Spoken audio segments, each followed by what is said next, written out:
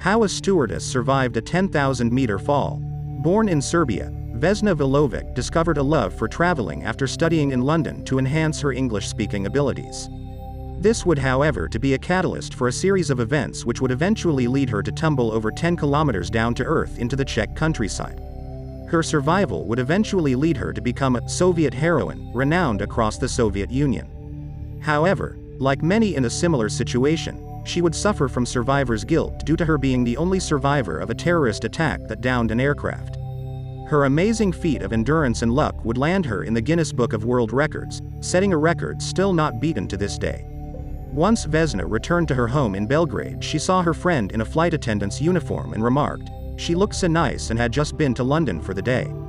Considering her love of travel and the possibilities this presented, her was enamored by the opportunity to be a flight attendant. In 1971, an opportunity came up for her to join Yugoslavia national flag carrier, JAT Airways, and she went for it.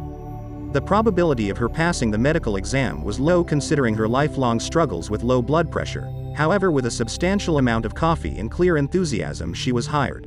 After only about 8 months of service and traveling the world, she would be assigned to JAT Flight 367 flying from Stockholm to Belgrade.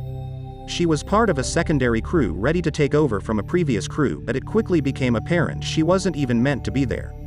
She was mixed up with another stewardess also called Vesna but decided to take the flight anyway. Vesna later recalled the atmosphere amongst the crew as being tense, remarking, "Everybody wanted to buy something for his or her family, so I had to go shopping with them. They seemed to know they would die," from her recollections following the fall. The state of the pilot was also mentioned as, the captain was locked in his room for 24 hours, almost eerily awaiting what was to come next. At 2:30 p.m. a delayed McDonnell Douglas DC-9 landed at Copenhagen Airport to refuel and change crews. The passengers were also allowed to leave the aircraft and shop around the airport, to then board the aircraft to continue their journey. It is reported one man never did. Flight 367 took off from Copenhagen at 3:15 p.m. and 45 minutes later at 4:01, a luggage bomb went off in the hold. The aircraft was instantly ripped apart, the pilots not able to do anything as the plane was in literal pieces from the moment the bomb went off. The bomb caused the cabin to instantly become depressurized, pulling passengers and crew out of the aircraft to fall to their deaths. Luckily for Vesna, she was pinned in the rear of the fuselage by a food cart as it ripped away from the rest of the craft. The fuselage along with Vesna plummeted from the cruising altitude of the jet towards the ground.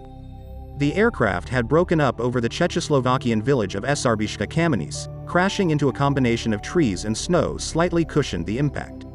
In an incredible twist of fate, a local villager called Bruno Honk found her after he witnessed the wreck slam into the ground. Not actually expecting to find any survivors, he searched and found a blood-covered stewardess still breathing and in severe pain. He had been a medic in the German army during WW2 and managed to keep the stewardess alive till authorities got her to the hospital. Upon reaching the hospital, doctors found out she had fractured her skull, the skull had hemorrhaged, several ribs were broken, her pelvis was fractured, both legs were broken, 3 vertebrae were broken and 1 completely smashed. It was a miracle she managed to survive, and doctors hypothesized this was due to her history of low blood pressure. She managed to pass out when the cabin depressurized, saving her heart from pumping upon impact, preventing it from bursting due to the G-forces of impacting the ground. Interviewed in 2008, she recounted, "Nobody expected me to live this long," and she was correct as doctors were surprised she was even conscious. She regained the ability to walk only 10 months after her freefall.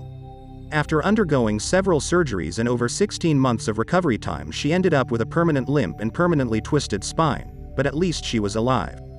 A day after the crash, a Croatian nationalist called a Swedish newspaper and claimed it was him who took down the aircraft. Unfortunately, no arrests were ever made, but the Czechoslovak Civil Aviation Authority later supported the briefcase bomb theory.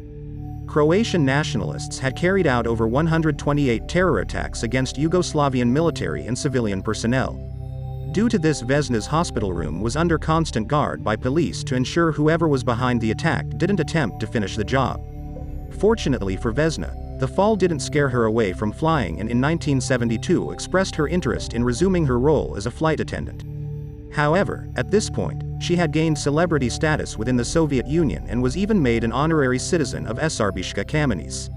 Her fame made the airline uneasy about the consequences of placing her on a plane again and potentially scaring passengers. She would instead be given a desk job negotiating trade contracts. She spent the last years of her life divorced, living in a rundown apartment in Belgrade, on €300 per month pension. In the senior years of her life, she expressed survivor guilt for surviving the accident.